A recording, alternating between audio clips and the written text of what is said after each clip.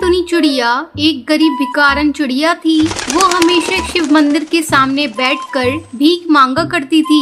भगवान के नाम पर इस गरीब भूखी चिड़िया को कुछ दे दो भैया, भगवान तुम्हारा भला करेगा। दीदी, इस गरीब भूखी भिखारन चिड़िया को कुछ दे दो, भगवान तुम्हारा घर धन से भर देगा।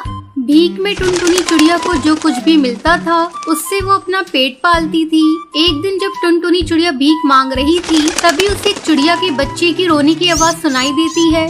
अरे ये किस चिड़िया का बच्चा है? कब से रोई जा रही है? कौन है इसकी माँ? यहाँ तो कोई आसपास दिखाई नहीं दे रहा है। लगता है इस बच्ची को किसी ने जानबूझकर यहाँ छोड़ दिया है। थोड़ी देर यहाँ इंतजार कर लेती हूँ, अगर कोई इसे लेने नहीं आया तो मैं ही इसे ले जाकर पालूंगी।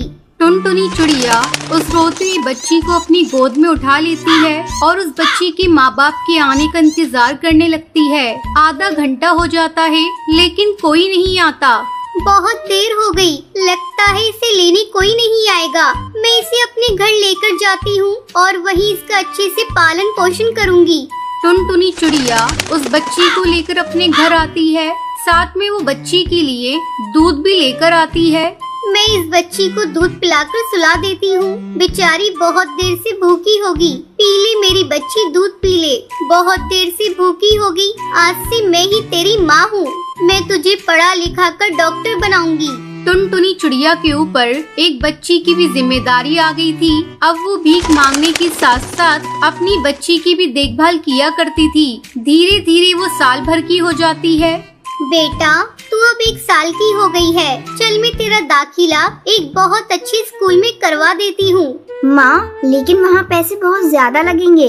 तू पैसे की चिंता क्यों करती है? देख, मैंने तेरे लिए बहुत सारे पैसे जमा किए हैं। मैं कल ही चलकर तेरा स्कूल में दाखिला करवाऊंगी। हाँ माँ, मैं मन लगाकर पढ़ूंगी और बड़ी होकर मैं तुम्हें भीख नहीं मांगने दूंगी माँ।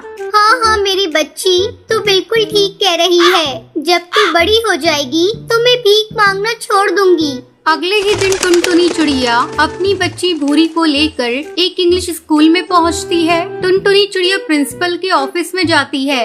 छी छी, ये भिखारन मेरे ऑफिस में कहाँ से आ गई? अरे चपरासी, कहाँ मर गया? जल्दी इस भिखारन को यहाँ से निकालो, इसके पास से बहुत बदबू आ रही है, मुझसे बर्दाश्त नहीं हो रही है। ए भिखारन, चल निकल यहाँ से। तुझे भीख ही लेनी थी तो स्कूल के बाहर से मांगती। साहब, मुझे कोई भीख नहीं लेनी, मैं अपने बच्चे के एडमिशन कराने के लिए इस स्कूल में आई हूँ। इस स्कूल में भिखारी के बच्चे नहीं पढ़ते।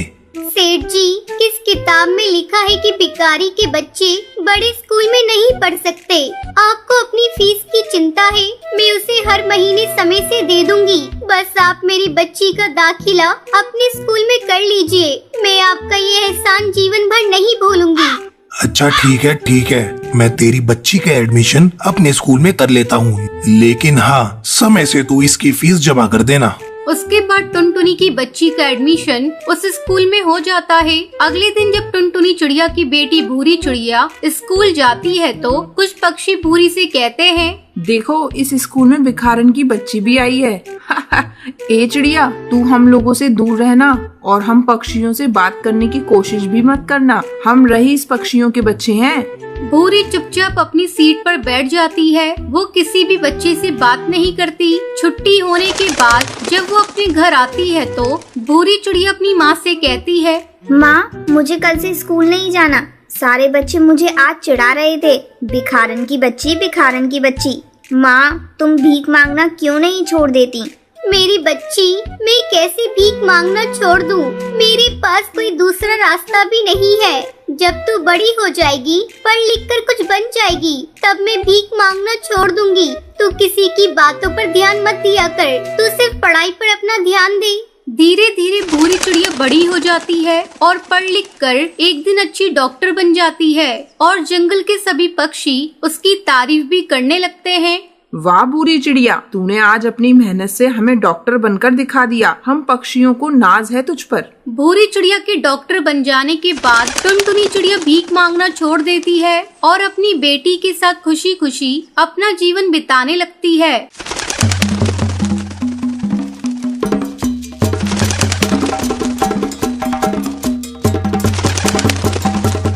चंदन सीजन 1 में टोनी चिड़िया अपने बेटे गोलू और बहू टुनटुनी चिड़िया के साथ खुशी खुशी रहती थी। उसकी एक बेटी भी थी जिसका नाम पिंकी था। पिंकी चिड़िया अपने ससुराल से लड़ झगड़ कर अपने मायके में आकर रह रही थी। उसके साथ उसका पति भी रहता था। सारे परिवार का बोझ अकेला गोलू चिड़ा उठा रहा था। ज्यादा मेहनत करने के कारण एक दिन गोलू चिड़ा की तबीयत खराब हो जाती है। तब टोनी चिड़िया अपने दामाद बंटी कबूतर से कहती है, दामाद जी, आज मेरे बेटे की तबीयत खराब है, आप ही जाकर सब्जी बेचकर पैसे ले आइए। ये सुनकर उसकी बेटी पिंकी चिड़िया कहती है, माँ तुम ये क्या कह रही हो? मेरे पति इस घर के दामाद हैं। ये कैसे सब्जी बेचने जाएंगे? जंगल के सारे पक्षी मजाक उड़ाएंगे। ये तुमने सोचा है? अरे बेटी, आज सब्जी अगर नहीं बिकी तो सारी सड़ जाएंगी, बहुत घाटा हो जाएगा। घाटा लगता है तो लग जाने दो, मेरा पति सब्जी बेचने नहीं जाएगा। माँ और बेटी को बहस करता देखकर बहू टुनटुनी चिड़िया कहती है, माँ जी आप बेकार में चिंता कर रही हैं। जल्दी ही गोलू चिड़ा ठीक हो जाएगा और सब्जी बेचने जाने लगेगा। आप बिल्कुल परेशान मत होइए। अपनी बहू की बात सुनकर टोनी चिड़िया शांत हो जाती है। धीरे धीरे समय गुजरने लगता है, लेकिन गोलू चिड़ा की तबीयत में कोई सुधार नहीं होता। एक दिन गोलू चिड़ा अपनी पत्नी टुनटुनी चिड़िया को बुलाकर कहता है, टुनटुनी, लगता है अब मैं नहीं बचूंगा। मेरे बाद तुम इस घर को संभाल लेना। टुनटुनी चिड़िया को कुछ समझ में नहीं आ रहा था कि क्या हो रहा है। वो गोलू चिड़ा से कहती है,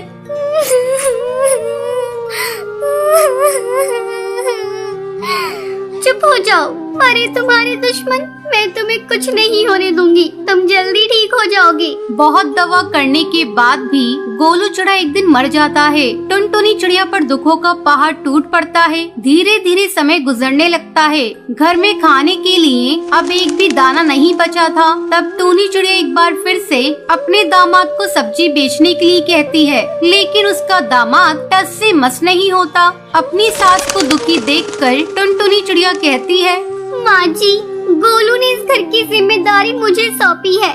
मैं अपनी जिम्मेदारी निभाऊंगी। अगले दिन सुबह सुबह टुनटुनी चिड़िया घर का सारा काम करके सब्जी बेचने जाने लगती है। तभी उसकी ननंद पिंकी आकर उससे कहती है, अरे ओ महारानी, तुझे इस घर की लाज शर्म की कुछ परवाह है या नहीं? तू सब्जी बेचने जाएगी, हम लोगों की नाक कटवाना चाहती है। जंगल के सारे पक्षी यही कहेंगे, गोलू के जाने के बाद हम लोग तुझे सता रहे हैं।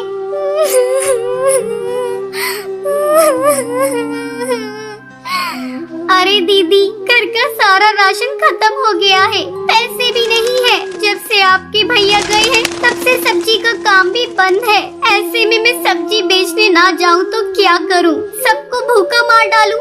देख रही हो ना माँ, भाभी इस घर की इज्जत उतारने पर तुली है। अपनी बेटी की बात सुनकर टोनी चिड़िया चिढ़कर कहती है, अब ज्यादा बातें मत बना बेटी, तेरा पति तो घर में पड़ा आराम कर रहा है, वो तो पैसे कमाने जा ही नहीं रहा है, तो बहू क्या करे? और मेरी भी तबीयत इतनी अच्छी नहीं है कि मैं जाकर कुछ कमा कर लाऊं। तुझे ज्यादा अपनी इज्जत की पड़ी है तो चली जा अपने ससुराल। अब हम लोग तुम्हारा खर्चा नहीं उठा सकते। मेरी बहू हीरा है, हीरा। जा बहू, मैं तुझे आज्ञा देती हूँ, तू जाकर सब्जी बेच और कुछ पैसे घर में ला। तुझे किसी के तानों की परवाह करने की कोई जरूरत नहीं। किसी की इज्जत जा रही है वो इस घर से जा सकता है। ये सब सुनकर पिंकी चिड़िया समझ गई थी अब उसका इस घर में गुजारा नहीं होगा। अगले ही दिन अपने पति के साथ अपने ससुराल चली गई। इधर टुनटुनी चिड़िया कड़ी मेहनत करके सब्जी बेचने लगी और उससे जो पैसे मिलते थे उससे वो अपना घर चलाने लगी। इस तरह टोनी अपनी मेहनती बहू के साथ खुशी खुशी रहने लगती है।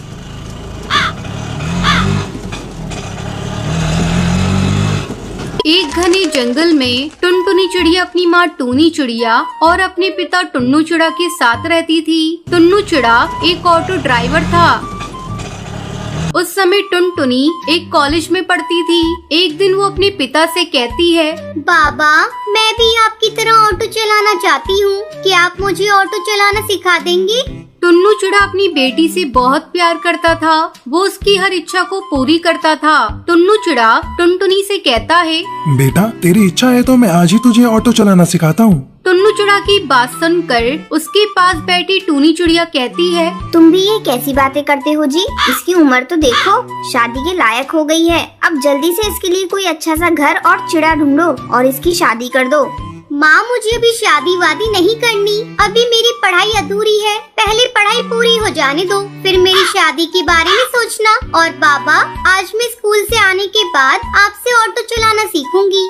अब टुनटुनी रोज अपने पिता से ऑटो चलाना सीखने लगी। कुछ ही दिनों में टुनटुनी पूरी तरह से ऑटो चलाना सीख जाती है। अचानक एक दिन टुनटुनी के पिता की तबीयत बिगड़ जाती है। तब टुनटुनी कहती है, बाबा, आपकी तबीयत ठीक नहीं है, आप आराम कीजिए, मैं आपकी जगह ऑटो चलाऊंगी। बेटा, तू ये क्या कह रही है? तू कैसे इतने बड़े ऑटो को चलाएगी? 1-2 दिन की बात है, मैं ठीक हो जाऊंगा तो फिर से ऑटो चलाने लगूंगा। कई दिन गुजर जाते हैं, लेकिन टुन्नू चिड़ा की तबीयत में कोई सुधार नहीं होता। घर में पैसों की तंगी होने लगी। तब हार मानकर टुनटुनी ऑटो चलाने जाने लगी। अब वो हर दिन पक्षियों को एक जगह से दूसरी जगह पहुंचाने लगी। कुछ दिनों बाद टुन्नू चिड़ा स्वस्थ हो जाता है और अपनी बेटी को ऑटो चलाते देखकर बहुत खुश होता है। एक दिन टुनटुनी चिड़िया की मुलाकात बंटी कबूतर से होती है। वो टुनटुनी के बचपन का साथी था। उसे देखते ही टुनटुनी चिड़िया कहती है, अरे बंटी कबूतर, बहुत दिनों बाद तुमसे मुलाकात हुई है, कहाँ थे इतने दिनों से? तुझे क्या बताऊं टुनटुनी, स्कूल की पढ़ाई खत्म होते ही पिताजी का निधन हो गया। तब से मैं उनकी दुकान संभाल